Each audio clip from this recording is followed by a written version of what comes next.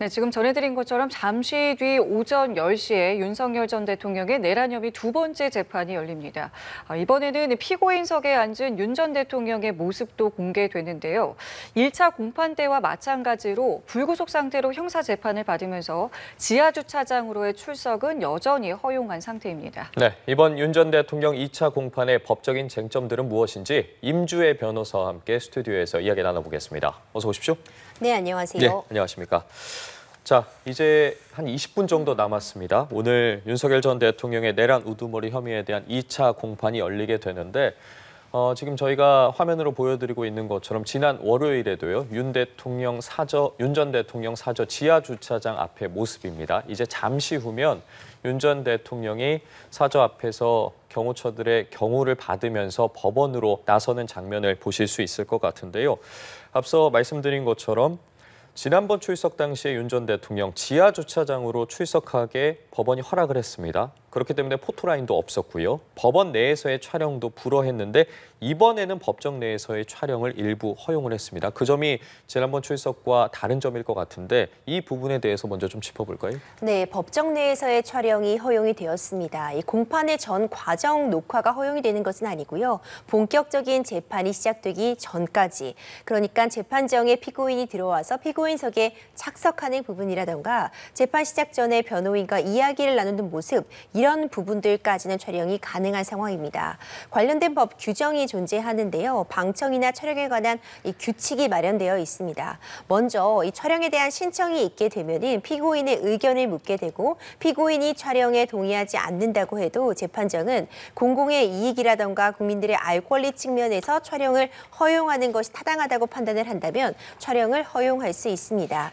이번에 재판부에서는 1차 공판 기일 때는 신청이 너무 늦었기 때문에 피고인에게 그 의사를 물을 시간이 부족해서 촬영을 허용하지 않았다라고 밝힌 만큼 이번 2차 공판 기일에는 충분한 시간을 두고 신청이 있었고 이에 따라서 공공의 이익, 알 권리 측면이 더 우선한다고 보아서 촬영을 허용했다고 볼 수 있습니다. 자, 그런데 윤 전 대통령 측에서는 이게 무죄 추정의 원칙을 이유로 이제 촬영을 불허해달라고 요청을 했단 말이에요. 이게 무죄 추정의 원칙은 어떤 부분에서의 주장일까요? 아마도 이제 피고인 변호인단 측에서는 이렇게 피고인석에 앉아 있는 모습이 공개되는 것만으로도 어떤 선입견, 유죄를 강하게 추정할 수 있는 그런 선입견을 줄 수 있다라는 취지의 의견서를 낸 것으로 보입니다. 하지만 직접적으로 어떤 피고인석에 앉아 있는 모습이 영상으로 공개되는 것과 법적으로 보장되어 있는 권리인 재판을 받을 권리와도 맞닿아 있는 이 무죄 추정의 원칙이 충돌한다, 이렇게 보기는 어려울 것 같고요. 공공의 이익이 더 우선한다고 재판부도 보았기 때문에 피고인 측에서 이런 의견서를 제출한 것과는 또 별개로 촬영을 허용했다, 이렇게 볼 수 있습니다. 저희가 앞서 화면을 통해서 보여드린 것처럼 조금 전에 윤석열 전 대통령 변호인단이 법정 내로 들어가는 모습도 보였거든요. 말씀해 주신 무죄 추정 원칙과 더불어서 변호인들이 초상권 보호 이야기하지 않았겠습니까? 앞서 헌재 심판 당시에 어쨌든 대리인단의 모습이 공개가 됐는데 이 부분을 변호인단이 다시 한번 이유로 든 부분에 대해서는 어떻게 봐야겠습니까? 사실 방어권을 행사하는 측면에서는 가능할 수 있는 여러 주장들을 하는 것은 어찌 보자면 변호인으로서 마땅히 해야 할 일이라고 보여집니다. 그러니까 변호인들의 초상권 같은 부분 역시도 만약 법정 내에서의 촬영이 허용된다면 당연히 노출되는 측면이 있겠죠. 하지만 이전에 이미 이 탄핵 심판, 헌법 재판에서도 대부분 참여했던 변호인단이 형사 재판에도 동일하게 이름을 올리고 있고요. 변호인단의 이 명단이 이미 우리가 확인이 가능하기 때문에 사실상 이미 공공의 이익 관점에서 공개된 명단이다, 공개된 상황이다, 이렇게 보여집니다. 그렇기 때문에 무죄 추정의 원칙이라던가 변호인들의 초상권 보호와 같은 이유를 들어서 촬영을 동의하지 않는다라는 의견서는 제출을 했고 이 부분은 변호인 입장에서는 당연히 응당 주장해 볼 수 있는 내용이겠지만 재판부에서는 이와 관련 없이 촬영을 허락했다, 이렇게 정리할 수 있을 것 같습니다. 예, 그렇기 때문에 오늘 이제 재판부가 법적 법정 내 촬영을 허용을 했고 잠시 뒤에 저희가 그 모습도 볼 수가 있을 텐데 다만 이제 지난번과 동일한 부분은 지금 화면에 나오는 이제 윤 전 대통령의 서초동 자택에서 출발을 해서 지하 주차장으로 들어가는 부분은 동일합니다. 근데 이것을 두고도 전직 대통령들은 그래도 포토라인에 서지 않았느냐라고 하면서 형평성의 문제를 제기하는 이제 시선도 있는데 이 부분에 대해서는 어떻게 봐야 되겠습니까? 맞습니다. 1차 공판 기일에서도 사실 윤 전 대통령의 사저, 그러니까 이 자택에서 이 법원까지 한 500m 정도밖에 안 됩니다. 사실 걸어갈 수도 있는 거리라고 보여지거든요. 아, 잠시만요. 지금 윤 전 대통령의 차량이 주차장을 나왔습니다. 이제 말씀하신 것처럼 법원과 거의 뭐 도보로 한 10분 정도의 거리이기 때문에 곧 바로 청사로 들어갈 것 같습니다. 지난번에도 약 한 3분에서 4분 정도가 소요가 됐거든요. 지금 이제 경호 차량을 타고 청사로 이동하는 모습 보여드리고 있습니다. 네, 오전 10시 이제 15분 정도 후에 윤석열 전 대통령의 내란 우두머리 혐의 형사재판의 두 번째 공판이 열리게 되는데요. 지금 보시는 것처럼 윤석열 전 대통령이 법원으로 이동하는 모습 함께 보고 계십니다. 지금 앞서 보이는 검은색 차량에 차량 루프박스가 있는 곳에 윤석열 전 대통령이 탑승하고 있을 것으로 추정이 되는데요. 지금 윤 전 대통령이 타고 있는 것으로 추정되는 차량의 모습 저희가 계속해서 보여드리고 있습니다. 예, 법원에 벌써 도착을 했습니다. 말씀드린 것처럼 지난번과 다른 것은 오늘 이제 법정에 들어가는 모습이라던가 재판 시작 전의 모습을 사진이랑 영상을 통해서 공개가 됩니다. 다만 지금 이제 법원 건물로 들어섰는데요. 바로 지하 주차장으로 들어가게 됩니다. 그렇기 때문에 포토 라인에는 서지 않고 지금 보시는 것처럼 차량을 통해서 법원 건물로 바로 들어가게 됩니다. 네, 앞서 1차 공판에 출석했을 당시와 비슷한 모습으로 지금 윤석열 전 대통령이 법정 내 지하 주차장으로 이동하는 모습 함께 확인하고 계십니다.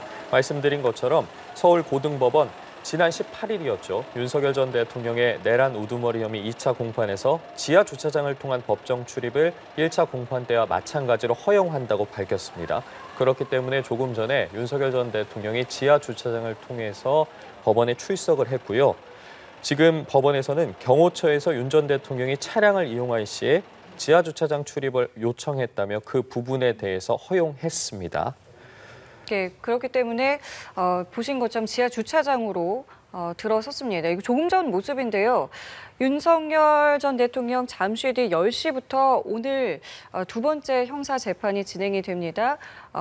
지금 법원 안으로 들어가는 차량의 모습 보여드리고 있고요. 말씀드린 것처럼 잠시 뒤에 이제 재판 시작 전에 오늘 촬영이 가능하기 때문에 그 부분과 관련해서 영상이나 사진이 들어오는 대로 저희가 또 바로 보여드릴 수 있게 됐습니다. 아마 이제 첫 피고인석에 앉은 모습이 공개가 되는 것이기 때문에 내부 분위기라던가 윤 전 대통령의 표정 등도 저희가 확인할 수 있게 될 것 같습니다. 지금 이제 재판장에 들어가기 위한 중앙지법의 보안검색대 모습 보여드리고 저희가 있습니다. 저희가 변호사님과도 이 내용에 대해서 이야기를 하고 있었는데요. 이 지하 주차장으로 바로 들어가는 것이 이제 형평성에 문제가 있다라는 지적에 대한 이야기를 듣고 있었죠. 말씀 계속 이어가 주실까요? 그렇습니다. 보통 이 법원 지하 주차장은요, 법원 직원들만 이용이 가능합니다. 그러니까 저 역시도 이제 재판에 들어가려고 한다면은 외부에 있는 지상 주차장을 이용한다거나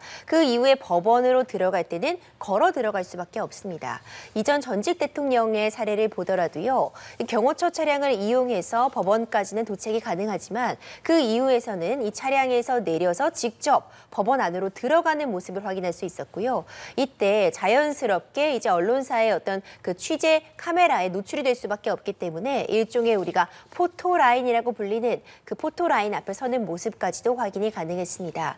하지만 지금 이 법원 종합청사의 방호를 맡고 있는 서울고등법원 측에서는 일단 대통령 경호처에서 지하주차장 이용을 허가해달라는 요청이 있었고, 이전에 그 서부지법 사태에서 보더라도 이 법원 청사의 어떤 방호의 필요성, 그리고 법원 자체의 어떤 그 보안이라든가 경호 인력 이런 수급 등을 고려할 때 지하 주차장을 이용하는 것이 보다 안전할 것이다, 이런 판단에 따라서 지하 주차장 이용을 허용했다고 밝히고 있거든요. 이전 사례와는 다른 부분이 있기 때문에 이것이 왜 이렇게 지하주차장을 이용을 허용하는 것이냐 이란 이야기가 나오고 있고요. 한편으로는 시민들의 어떤 충돌이라던가 안전한 어떤 청사 관리 측면에서 좀 불가피하게 지하주차장 이용을 허용한 것이다. 이런 이야기도 함께 나오고 있습니다. 예. 그러면은 짧게 요것만 더 여쭤볼게요. 그러면은 지금 오늘 어쨌든 나온 이 결정이 앞으로도 계속 이어지는 겁니까? 아니면 이거는 오늘에만 또 한정되는 내용입니까? 오늘에만 한정되는 부분입니다.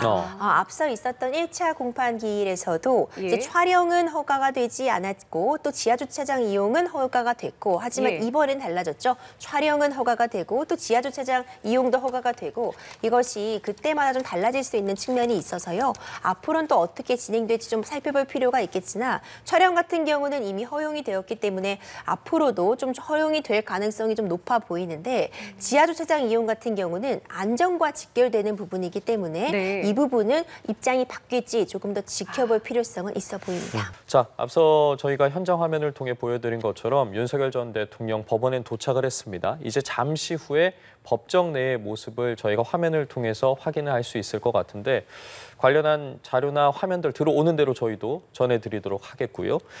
오늘 어쨌든 재판에서는 지난번 증인과 같이 조성현 수도방위사령부 경비단장, 김영기 특수전사령부 특전대대장이 출석을 하게 됩니다. 윤 전 대통령 측 반대 신문이 진행이 되게 되는데 이 반대 신문이라는 게 어떤 방식으로 진행이 되는 겁니까?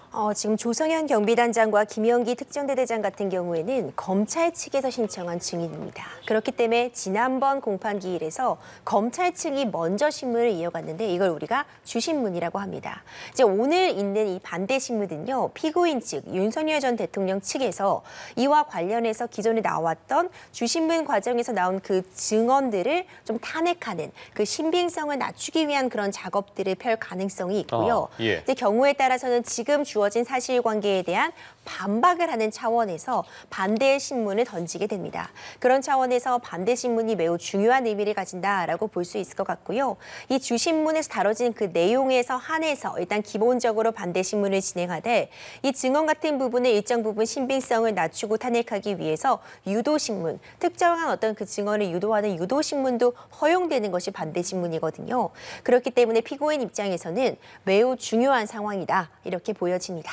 근데 제가 지난번에 이제 탄핵 변론 때를 생각을 해보면 이게 주신문을 하고 바로 이 반대 신문을 같은 날 했던 걸로 기억을 하거든요. 근데 이게 지금 기일이 바뀌었잖아요. 보통 이런 경우는 뭐 형사재판에서 충분히 가능한 겁니까? 네, 가능합니다. 앞서 말씀 주셨던 것처럼 이 탄핵 심판 과정에서 보면은 증인 신문을 할 때 이제 한 기일에, 그러니까 한 재판에서 주신문, 반대 신문, 다시 뭐 재주신문, 재반대 신문이 이루어졌던 것을 확인이 됐는데요.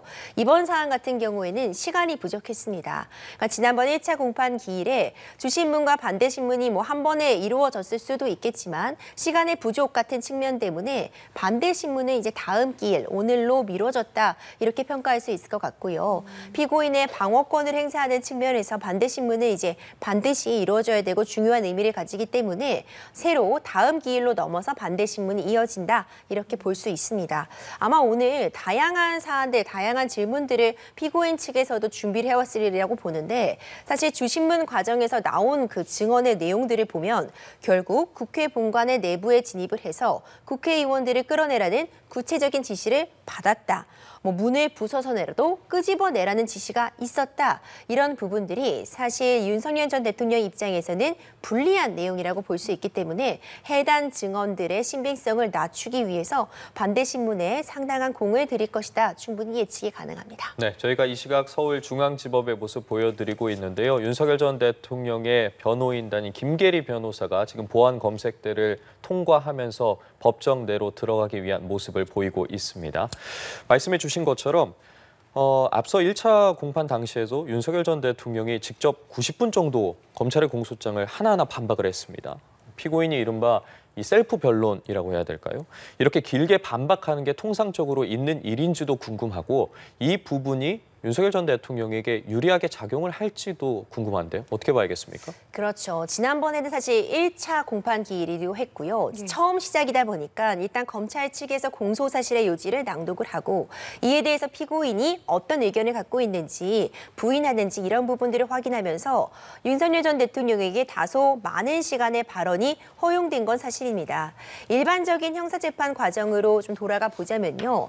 피고인이 직접 발언을 하는 것이 법적으로 금지되어 있는 것은 아닙니다.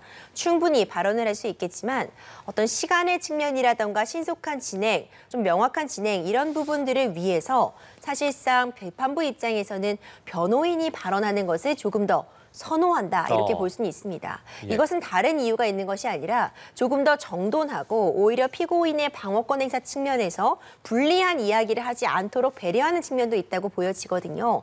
다만 이 윤석열 전 대통령 같은 경우에는 본인이 검사 출신, 법조인으로서 오랜 경력을 가지고 있고 그렇다면 이 법정 안에서 이 증언의 유불리, 진술의 유불리에 대해서 누구보다 잘 아는 당사자이기 때문에 직접 발언을 하는 것이 재판 전 과정에서 불리하다 이렇게 볼 여지는 없을 것 같고요. 다만 전체적인 과정을 보자면은 발언을 많이 한다고 해서 꼭 방어권 행사에 유리한 것은 아닙니다. 예. 이런 부분들을 충분히 감안해서 변호인과 어느 정도까지는 피고인이 직접 증인신문이라던가 반대신문에 나설 것인지 또 추가로 발언할 것인지 이런 부분들은 충분히 조정을 할 것이라고 보고요. 오늘 반대신문 과정에서도 피고인이 직접 반대신문에 나서는 것이 불가능한 것은 아니나 어느 정도 변호인과 의견을 조율해서 변호인을 통해서 반대신문을 충분히 진행을 할지 아니면 필요하다면 직접 발언에 나설지 이런 부분들도 추후에 좀 지켜볼 필요는 있어 보입니다. 그러니까 하려고 한다면 충분히 할 수는 있는 상황이군요. 그렇습니다. 하고자 한다면 법적으로 금지가 되는 것은 아니지만 어떤 재판 진행 과정에서 영향을 끼친다거나 좀 소란이 예상된다. 이렇다면 또 재판부에서 막을 수도 있는 부분입니다. 재판부에 좀 재량에 달려있는 측면이 있기 때문에 네. 어떤 식으로 운영할지는 조금 더 지켜볼 필요 있어 보입니다. 윤 전 대통령 지금 보시는 것처럼 이제 차량을 통해서 지하 주차장으로 들어갔고 또 변호인들이 들어가는 모습도 저희가 볼 수 있었고요. 이제 10시가 곧 다가오기 때문에 이제 두 번째 형사 재판도 곧 시작이 되는데 그럼 오늘은 바로 지금 이 증인들에 대한 어떤 반대 신문이 바로 진행이 되는 겁니까? 네, 그럴 것으로 예측이 됩니다. 일단 주신문까지만 진행이 되고 1차 이 공판이 종료가 되었기 때문에 예. 반대 신문부터 이어질 것이라고 보고요. 그 이후에는 사실 또 피고인 측에서 주장하고 있는 바가 어떤 증거들의 증거 능력을 다투겠다. 어떤 증거를 이번 재판에 사용할 수 있을 것인지 그 증거 능력 부분에 대해서 다투겠다 하고 밝히고 있는 만큼 일단 반대 신문에 대해서 좀 진행이 되고 그 이후에는 증거의 채택 부분에 대한 그런 공방들이 좀 이어가지 않을까 현재로서는 예측이 되고 있습니다. 예, 저희가 현장 취재 기자로부터 계속해서 속보가 들어오고 있는데 윤석열 전 대통령도 조금 전에 법정 내로 들어왔다고 합니다. 관련한 화면이 들어오는 대로 저희도 다시 보여드리도록 할 텐데요. 오늘 생방송, 그러니까 생중계까지는 불가합니다. 하지만 그 전까지의 장면을 저희가 볼 수 있는 건데 구체적으로 어떤 장면까지 저희가 확인할 수 있는 겁니까? 아마도 이제 예. 피고인 윤석열 전 대통령이 법정 안으로 들어오는 모습, 그래서 피고인석에 착석하는 모습 이런 부분 확인이 가능할 것이라고 보고요. 보통 선고일, 그러니까 최종적인 선고일에는 생중계나 이제 전 과정을 녹화하는 것이 허용이 되는데 이건 아직 선고일 전입니다. 이 공판 기일에 불과하기 때문에 전 과정이 생중계되는 것은 아니고 본격적인 재판의 진행 전 단계, 그러니까 피고인의 착석 그리고 착석 이후에 변호인과 이야기를 나누는 모습, 이제 재판부가 들어오는 모습 이 정도까지가 우리가 확인할 수 있는 모습이 아닌가 싶고 다만 좀 의미를 갖고 있는 것은 이제 피고인이 처음으로 피고인석에 앉아 있는 그 모습이 공개된다. 이 점에 좀 의의가 있다라고 보여집니다. 예, 그러니까 생중계는 아니고 재판이 시작하기 전까지의 모습만 잠시 뒤에 이제 사진 또는 영상으로 저희가 들어오는 대로 바로 보여드릴 수 있다라는 점도 말씀드리겠고요. 조금 전에 윤곽근 변호사가 들어가는 모습까지 보셨습니다. 지금 10시가 이제 지났기 때문에 아마 이제 법정에서는 이제 곧 재판이 시작이 되거나 이미 됐을 것으로 보입니다. 그리고 말씀하신 것처럼 이제 오늘은 바로 반대 신문으로 시작을 할 것 같다라고 말씀을 앞서 해주셨는데 그러면은 일단은 앞서 일단 검찰 측에서 신청한 증인들이 지난번에 주신문을 했고 오늘 그럼 쟁점은 어떤 부분이라고 보면 되겠습니까? 결국 반대 신문 쟁점을 보면은요, 이 검찰 측이 신청했던 그 증인들이 했던 그 증언 내용을 보면 국회에 들어가서 구체적으로 이 비상계엄을 해제할 수 있는 국회의원들의 의결 정족수가 차는 것을 막기 위해 끌어내라는 지시가 있었다는 취지의 발언들이 있었거든요. 물론 이 지난번 기일에 나와서 주신문, 이 증인 신문을 했던 그 당사자들이 윤석열 전 대통령으로부터 직접 명령을 전달받은 그런 당사자가 아니라 윤석열 전 대통령으로부터 어떤 명령을 받은 그 사령관들이 있고 그 사령관들로부터 어떤 지시 전달을 받은 그런 지휘 관독 하에 있는 사람들입니다. 이제 이런 부분들을 감안하더라도 명시적으로 어떤 그런 국회의원을 끌어내라는 지시를 받았다는 지금 증언이 나왔기 때문에 당연히 피고인 측에서는 그런 지시가 없었다는 부분 내지는 그런 지시가 명확했는지 그런 지시를 누구로부터 받았는지 그런 증언의 신빙성을 좀 낮추기 위한 그런 작업들을 오늘 할 수밖에 없기 때문에 반대 신문에서는 구체적으로 그런 국회의원을 끌어내라는 지시가 있었는지에 대한 부분들이 쟁점이 될 수밖에 없고요. 이런 증인 신문 과정에서는 그 부분이 쟁점이 될 것이고 이후에 또 진행될 그 증거들의 증거 능력 같은 부분을 보면 이 증거 능력을 이 형사 재판에서도 인정할 수 있을 것인가 이 부분이 좀 쟁점으로 떠오를 수밖에 없습니다. 그 부분을 비롯해서요. 앞서 윤석열 전 대통령 같은 경우에 이례적으로 구속 취소 청구가 현 재판부에서 인용이 되면서 석방이 되지 않았겠습니까? 윤 전 대통령 측은 형사재판에서도 이 공수처의 수사권 논란을 좀 쟁점화하려는 전략이 아니겠냐 일각에서 이런 분석들도 나오고 있는데 이 부분에 대해서 변호사께서는 어떻게 보고 계십니까? 그렇습니다. 이 부분이 쟁점으로 떠오를 수밖에 없습니다. 이제 구속 취소 결정이 있었고요. 구속 기간의 그 계산 문제가 하나의 그 구속 취소의 사유였고 그 이후에 재판부에서는 공수처가 과연 정말 수사권을 갖고 있었는지 공수처에서 수사한 이 내란죄와 관련된 증거들을 어디까지 활용할 수 있는지 그 절차적인 부분의 문제를 짚고 가야 된다는 취지의 그 결정의 근거가 있었습니다. 그렇다면 피고인 입장에서는 계속해서 지금 이 내란죄에 대한 재판 진행 과정에서 공수처가 확보한 공수처에 의해 만들어진 이 수사 결과는 인정할 수 없다는 취지의 주장 계속해서 할 수밖에 없거든요. 그렇다면 과연 당연히 검찰 측에서는 지금 이 기소가 공수처에서 만든 자료만을 바탕으로 한 것이 아니라 경찰과 검찰 측에서 확보한 수사 자료를 근거하고 있기 때문에 공소 유지에는 문제가 없다는 주장을 되풀이하겠지만 당연히 피고인 입장에서는 어떤 증거가 공수처에서 온 자료이고 어떤 증거가 검찰과 경찰이 만든 자료인지를 구분해달라는 지금 취지의 주장 계속할 수밖에 없기 때문에 공수처의 수사권 논란은 이 형사재판 과정에서 계속 쟁점이 될 수밖에 없습니다. 그리고 또 하나 지금 또 윤 전 대통령 측에서 문제 제기하고 있는 게 이 증인의 채택이라던가 신문의 순서가 문제가 있다. 이 부분도 지금 좀 주장을 하고 있는데 이게 어떤 부분에서의 주장인 것이고 이게 그렇다면 바뀔 수도 있는 내용인지도 궁금합니다. 그렇습니다. 이제 피고인 측에서 또 주장하고 있는 것이 증인 신문의 순서에도 문제를 삼고 있습니다. 그러니까 어떤 증인을 잠시만요. 지금 윤 전 대통령 법정 안으로 들어오는 영상이 공개가 됐습니다. 말씀드린 것처럼 오늘 두 번째 형사재판에서는 법정 내부 모습이 처음으로 공개가 됐는데요. 지금 윤 전 대통령 법정 안으로 들어와서 피고인석 맨 앞자리에 착석한 모습 보여드렸습니다. 정장 차림의 붉은색 넥타이를 메고 피고인석 첫째 줄에 앉은 모습을 저희가 볼 수 있습니다. 네, 윤 전 대통령 보시는 것처럼 정장 차림으로 법정에 출석해서 조금 전에 피고인석에 앉았습니다. 법원이 윤 전 대통령의 형사재판의 모습을 공개하기로 결정을 하면서 저희가 조금 전 윤 전 대통령 그리고 지금 모습까지 함께 보여드리고 있습니다. 네. 앞서 1차 출석 때와 마찬가지의 모습으로 정장 차림으로 오늘 출석을 했고 붉은색 넥타이를 착용한 모습까지 저희가 확인을 할 수 있습니다. 예, 제가 조금 전에 봤을 땐 이게 첫 번째 줄이라고 당초 제 눈에서는 보였는데요. 지금 저희 취재진의 발언에 따르면 두 번째 줄에 착석을 했다라고 하고요. 앞줄에는 변호인단이 앉았다고 소식을 전해왔습니다. 지금 이 모습은 조금 전 모습입니다. 조금 전에 이제 재판이 시작하기 전에 취재진들이 사진을 촬영하고 영상을 그날 촬영한 모습을 저희가 받아서 지금 보여드리고 있고요. 재판이 이제 시작하게 되면 이 영상과 사진은 모두 촬영이 불허됩니다. 그리고 이 부분과 관련해서는 앞으로도 재판부에서 추후에 어떻게 할지 공개 여부에 대해서는 또 결정을 하기 때문에 일단 오늘 두 번째 형사재판 법정 내부의 모습, 조금 전 모습입니다. 보여드렸습니다. 네, 윤 전 대통령의 모습까지 저희가 확인을 했는데요.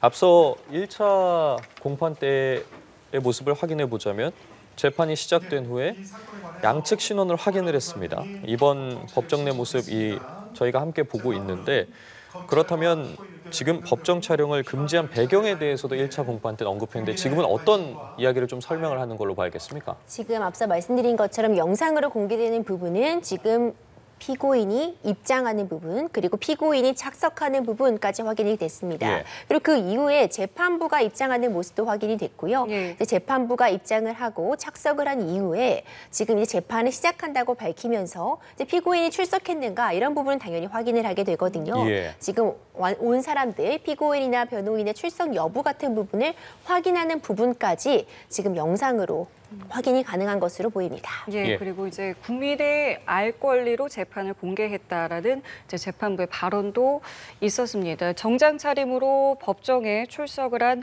윤 전 대통령 무표정으로 방청석을 응시를 하고 있습니다. 조금 전 모습이고요. 이제 두 번째 재판이 이제 시작이 됐고 관련 내용도 이제 저희가 속보로 받을 수가 있을 것인데요. 좀 전에 저희가 했던 이야기는 이제 증인 채택이라던가 뭐 신문 순서에 대해서 윤 전 대통령 측에서 이제 문제 제기한 부분에 대해서 이제 변호사님과 이야기를 나누고 있었는데 이게 어떤 것 때문에 문제 제기를 하는 것이고 이게 문제 제기를 하면 앞으로 또 바뀔 수도 있는 부분인지 이 부분에 대해서 여쭤봤었죠. 네, 어떤 증인을 어떤 기일에 부를 것인가는 충분히 조정은 가능합니다. 증인의 일정에 따라서도 달라질 수 있는 부분이 있고요. 재판부에서 봤을 때 어떤 효율적인 재판의 운영에 따라서 그 순서는 달라질 수 있습니다. 이제 피고인 윤석열 전 대통령 측에서 주장하고 있는 바는 지금 1차 기일에서 나왔던 증인들 조성현 경비단장이라던가 김영기 이 특전 대대장 같은 경우에는 직접적으로 윤석열 전 대통령으로부터 어떤 지시를 받은 당사자가 아닙니다. 조성현 경비단장만 하더라도 이진우 전 수방사령관에게 국회 본청 내부에 진입해 의원을 끌어내라는 지시를 받았다라는 취지의 증언을 하고 있는데요. 이 피고인 입장에서는 이렇게 이미 건너들은 사람을 먼저 증인으로 신문하는 것은 윤석열 전 대통령에게 불리한 증언이 먼저 나옴으로써 어떤 유죄의 심증을 더 확고하게 하는 데 사용될 수 있다. 그렇기 때문에 오히려 윤석열 전 대통령으로부터 직접 먼저 어떤 지시를 받았다는 사람을 먼저 증인 신문해야 된다. 이런 취지의 주장을 한다고 보여집니다. 이것이 어떤 아무런 근거가 없다거나 숙고할 필요가 없다라고 보여지진 않지만 이미 헌법재판을 통해서 대부분 확보가 되었던 진술이자 증언이기도 합니다. 헌법재판과 형사재판은 전혀 또 다른 차원이기 때문에 다시 증인 신문을 통해서 이런 증언들을 확보하는 것이 필요한 상황이지만 이미 관련된 전체 내용들이 대부분 공개가 된 상황이기 때문에 증인 신문의 순서가 어떤 형사재판에 있어서 결정적인 역할을 할 것이다. 이렇게 보기는 좀 어려울 것 같고요. 다만 피고인 측에서 거듭 어떤 증인 신문의 순서나 증인 채택의 그 과정들의 문제 제기를 한다면 재판부에서는 피고인의 방어권을 보장하는 측면에서 이런 부분들을 충분히 반영을 해서 이후에 있을 증인 소환, 증인 신문 과정에 반영할 가능성은 전 충분히 있다고 보고 있습니다. 알겠습니다. 조금 전 법정 공개된 윤 전 대통령의 모습 계속해서 보여드리고 있습니다. 얼굴을 굉장히 이제 저희가 확대해서도 보여드렸습니다만은 이제 특별히 이제 표정 없이 정면을 응시하거나 뭐 간단하게 짧게 뭐 눈을 감는 모습 이렇게 보실 수가 있었고요. 지금 뭐 이게 재판 전에 이제 찍은 영상이기 때문에 굉장히 촬영이 지금 플래시가 많이 터지는 모습도 화면으로 보실 수가 있습니다. 지난번 첫 번째 형사재판 같은 경우 굉장히 좀 오래 했잖아요. 이게 지금 10시에 시작을 해서 그러면 오늘도 이게 시간 제한 없이 이제 쭉 가는 겁니까? 이게 보통 어느 정도 시간이 소요되는 겁니까? 사실 재판은 이 재판마다 소요되는 시간은 천차만별이라고 보여집니다. 그러니까 얼마나 증인 신문이 진행될지 반대 신문에 재판의 양이 어느 정도일지 이런 부분에 따라 달라질 수는 있지만 재판 초기이기도 하고요. 워낙 수사 기록도 방대하고 반대 신문의 양도 방대할 것이라고 예측이 되기 때문에 오늘도 1차 기일만큼 좀 장시간이 소요되지 않을까 싶고요. 방금 보셨던 것처럼 재판부가 입장할 때 이제 피고인도 일어서서 간단하게 목례를 하는 모습까지도 확인이 됐는데 일반적인 형사 재판의 그 절차와 동일하게 진행이 되고 있다. 이 부분도 지금 확인이 가능합니다. 지금 이런 가운데 나아가서요. 이제 재판이 좀 길어지지 않을까라는 관측들도 상당합니다. 어느 정도 좀 예상하고 계시고 재판부 같은 경우에 2주에 그러니까 한 14일 정도에 3번 정도 재판을 진행하겠다고 예고를 했는데 이 속도에 대해서는 저희가 어떻게 봐야겠습니까? 일단 수사 기록이 뭐 10만 쪽에 달한다는 이야기 나오고 있습니다. 그리고 이미 핵심 증인이 38명이다라고 전해지고 있는데 증인이 추가될 가능성도 있고요. 이미 2명의 증인에 대한 증인 신문 진행하는데 2차례의 기일이 소요된 걸 확인할 수 있었습니다. 그러니까 매번 이렇게까지 오랜 시간이 걸리지는 않겠지만 적어도 이 재판을 진행함에 있어서 2주에 3번 정도 공판을 진행한다고 해도 최소 6개월 이상이 걸린다고 지금 물리적으로는 계산이 가능한 측면이 있습니다. 그리고 지금 구속 취소 결정이 있었기 때문에 불구속 상태에서 재판을 받게 되는데 일반적으로 구속 상태에서 재판을 진행할 때 최장 6개월간 1심에서 구속이 가능하다는 그런 점 때문에 재판부에서도 6개월 이내에 좀 재판을 끝내려는 그런 성향을 보인다고 볼 수 있거든요.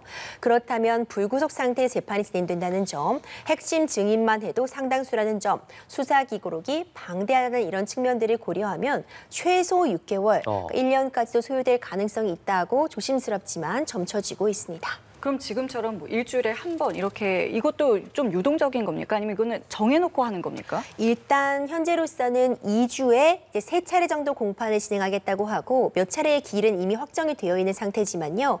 이후로 가면 이런 부분들은 추가로 지정될 수도 있고 더 진행한다거나 아니면 일주일에 한 번으로 줄일 수도 있고 뭐 이런 부분으로 좀 유동적이라고 보여지는데 아직은 굉장히 재판의 초기 단계이기 때문에 현재로서는 2주에 3번 정도를 공판을 진행하겠다까지 정도만 밝힌 상태입니다. 지금 검찰 같은 경우에는 윤 전 대통령을 내란 우두머리 혐의로 기소한 상황이지 않겠습니까? 다른 내란 관련 피해자들이 직권남용 혐의까지도 함께 묶어서 진행이 되고 있는 상황인데 윤 전 대통령에 대한 추가 기소에 대한 이야기도 앞서 계속해서 나오지 않았겠습니까? 이 부분에 대해서는 어떤 방식으로 진행되는지 혹은 그 가능성에 대해서도 좀 여쭤보겠습니다. 네, 당초 공수처에서 윤석열 전 대통령을 내란죄로 수사할 당시에도요. 직권남용 혐의에 대해서는 공수처가 이 수사권을 갖고 있기 때문에 직권남용 혐의를 수사를 하다가 관련 사건으로서 내란죄를 수사한 것이다라는 주장을 펼쳤죠. 그러니까 그만큼 이 12.3 비상계엄 과정은 직권남용 혐의도 바로 직접적으로 적용될 수 있는 부분은 맞습니다. 그러니까 대통령으로서의 권한 직권을 남용해서 다른 사람으로 하여금 의무 없는 일을 하게 한다거나 본인의 직권이 남용되었다는 취지로서 직권남용 혐의가 문제가 될 수 있고요. 윤석열 전 대통령을 비롯해서 다른 관련자들은 이미 직권남용 혐의가 함께 기소가 되어 있는 상황으로 보여집니다. 다만 대통령은 이제 불소추 특권을 갖고 있기 때문에 이 내란 외환의 죄를 제외하고는 이 직권 남용 혐의는 소추가 될 수 없는 상황이었기 때문에 별도로 다뤄지지 않았지만 이제 파면 결정이 있었기 때문에 직권 남용 혐의도 윤석열 전 대통령에게 적용이 가능한 상황이고요. 그렇다면 수사기관 입장에서는 일단 성급하게 추가 기소를 하기보다는 충분히 수사를 마치고 어떤 증거 자료들을 확보한 이후에 시기가 됐다고 판단이 된다면 직권 남용 혐의도 추가 기소할 가능성이 있습니다. 이 직권 남용 혐의뿐만 아니라 어떤 적법한 체포를 적법한 체포를 이제 경호처와 함께 윤석열 전 대통령이 방해했다 이런 혐의로서 어떤 특수공무집행 방해 혐의 이런 부분들도 함께 기소될 가능성은 현재로서 높다고 보여집니다. 그럼 그 시점에 대해서는 지금 말씀하신 것처럼 뭐 충분히 뭐 증거가 확보되고 그럼 지금 진행되는 거랑은 별개로 특별히 더 속도를 내야 된다거나 이런 뭐 압박은 검찰 측에는 없는 겁니까? 사실 성급하게 하기보다는 성급히 기소를 했다가 지난번처럼 뭐 구속 취소 결정 같은 절차적인 부분에 문제점을 지적받을 가능성이 있기 때문에 일단 지금 내란죄에 대한 형사재판이 이미 진행 중인 과정이라면 섣부르게 추가 기소라던가 어떤 절차적인 속도를 내기보다는 좀 차분하게 단계 적법한 절차를 밟아나가지 않을까 이렇게 저는 예측을 하고 있습니다. 지금 그리고 마찬가지로 재판을 받고 있는 김용현 전 국방장관 등과의 이 병합 여부도 굉장히 관심이지 않겠습니까? 이 부분에 대한 결론은 조만간 나는 겁니까? 그렇죠. 지금은 병행해서 진행을 하고 있다고 보여집니다. 예. 사실상 지금 이 진행하고 있는 이 형사재판부가 이 내란 혐의에 대해서 전담을 하고 있다 이렇게 평가할 수 있을 정도로 관련죄들에 대한 재판을 동시다발적으로 진행을 하고 있거든요. 지금은 동시에 진행을 하고 있지 하나의 재판에서 여러 당사자가 다뤄지고 있지는 않습니다. 다만 결국 12.3 비상계엄 선포라는 그 일련의 과정, 동일한 사실관계를 대상으로 하기 때문에 지금 뭐 김용현 전 국방부 장관의 재판에 증인으로 온 사람을 또 윤석열 전 대통령의 재판에 증인으로 부르고 이것이 사실상 시간의 낭비라고 볼 수도 있습니다. 그렇기 때문에 사건들을 병합할 가능성은 충분히 있다고 보여지고요.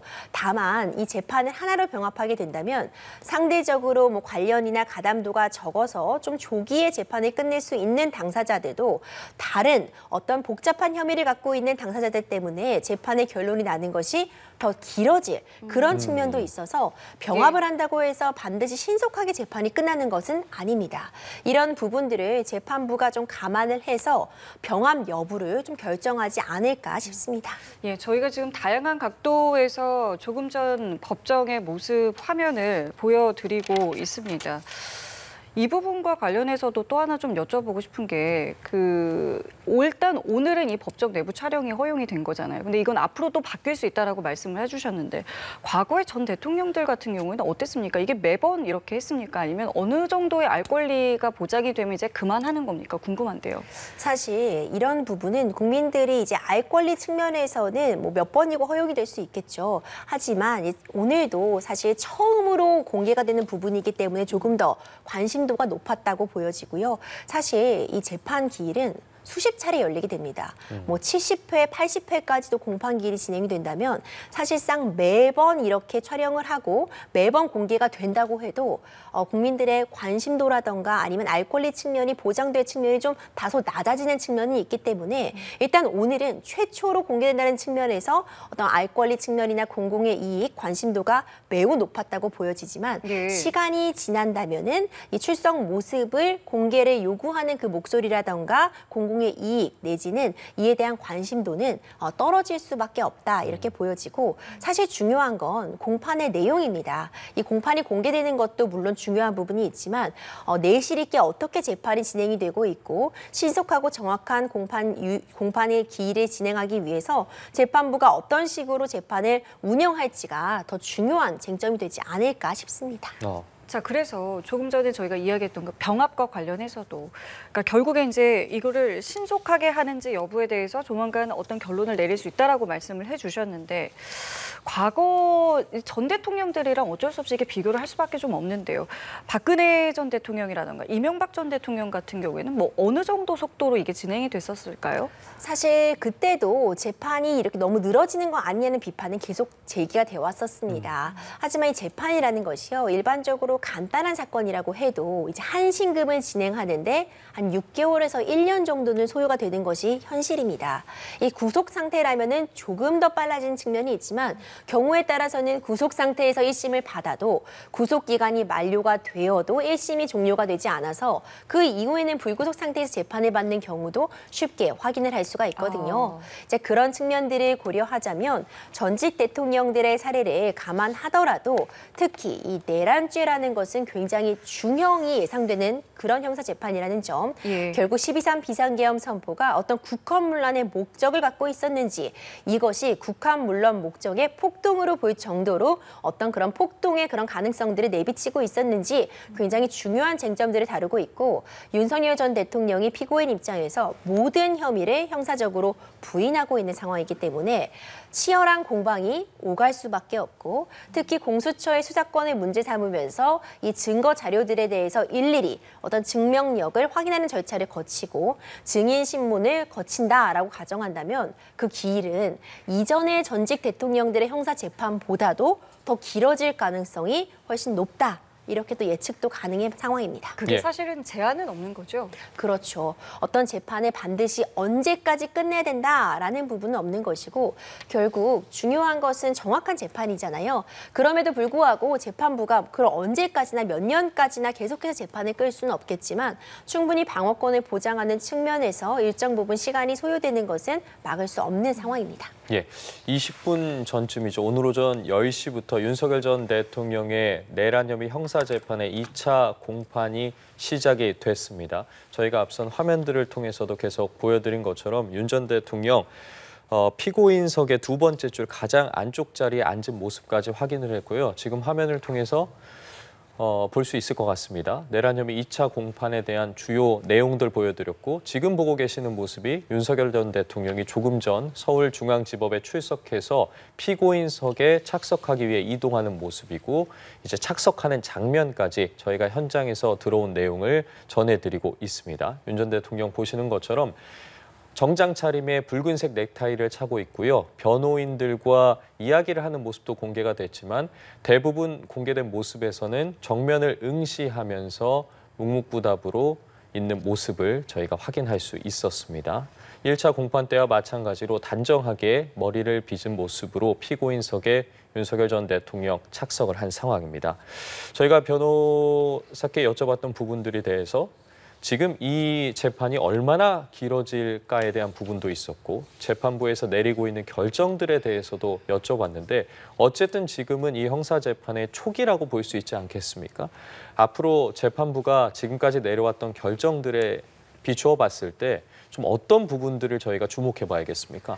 결국 쟁점이 될 만한 부분은요. 우리가 헌법재판을 통해서 12.3 비상계엄과 관련된 일련의 사실관계에 대해서 이미 확인이 된 바들이 있습니다. 그러니까 헌법재판소에서는 이것을 사실로서 인정한 부분 내지는 해당 증언이나 진술의 신빙성이 매우 높다고 판단한 그런 자료들이 있는데요. 대표적인 것들이 국회의원을 국회에서 끌어내서 의결 정족수를 채우지 못하게 하라는 지시가 있었다라는 부분이 인정된 부분이라던가 주요 명단들에 대해서 어떤 위치 확인에 대한 그런 지시가 있었다는 부분 같은 경우에는 헌법재판소에서 신빙성이 매우 높은 것으로 인정을 한 사실관계들이거든요. 이런 부분들이 사실 형사재판에서 그대로 인정된다면 윤석열 전 대통령 입장에서는 매우 불리한 결과를 초래할 수 있기 때문에 이런 부분들을 과연 피고인 측에서 어떻게 그 증언이나 진술의 신빙성을 낮추고 탄핵할 것인가 내지는 다른 새로운 증거들을 제시함으로써 이미 헌법재판에서 확인된 사실관계를 다르게 인정할 수 있도록 제시를 할 것인가 이 부분이 사실 형사재판에서 가장 중요한 쟁점이 되지 않을까 싶고 그렇다면 피고인 측에서 정말 만반의 준비를 해야 하는 상황이다 이렇게 평가할 수 있을 것 같습니다. 예, 지금 들어온 속보에 따르면 윤 전 대통령 측에서 그 계엄 선포에 대한 사전 지시가 있었냐라는 이제 질문을 증인에게 한 것으로 보이고요. 조성현 이제 단장에게서는 이제 없었다라는 이제 답이 나온 것으로 보입니다. 이제 바로 반대 신문이 진행이 된다라고 저희가 보면 되겠고요.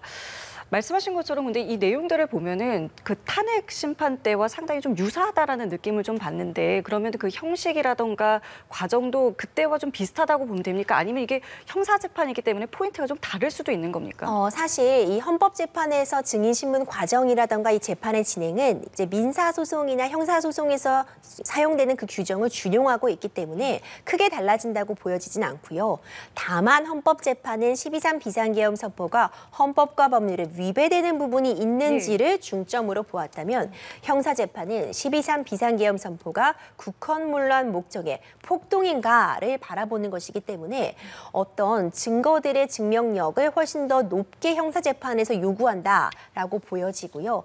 그렇기 때문에 헌법재판에서 인정된 사실관계가 형사재판에서 반드시 동일하게 인정될 것이다라고 보기는 어렵겠지만 이미 사실관계가 확정된 측면이 있기 때문에 형사재판에서 다른 사실관계로서 이를 인정받으려면 피고인 측에서 다른 증거를 제시한다던가 기존에 있었던 이 증언들의 증명력을 낮추는 그런 절차를 거쳐야 된다 이렇게 보여집니다. 그러면은 이 과정에서 저희가 탄핵 심판 때는 보지 못했던 새로운 증언이라 증거가 나올 수도 있는 가능성이 충분히 있다고 보면 되겠군요. 네, 충분히 가능합니다. 피고인 측에서는 반드시 그런 부분들 어떤 반전을 꾀할 수 있는 내용들을 가지고 와야 되는 상황이라고 보여지고요. 그렇기 때문에 새로운 증인에 대한 증인 신문 과정에서 다른 증언들이 나올 가능성 충분히 존재하고 다른 증거들, 어떤 증거들을 제시함으로써 사실관계를 좀 달리 파악해 볼 수 있는 자료들을 제출할 가능성도 매우 높게 점쳐집니다.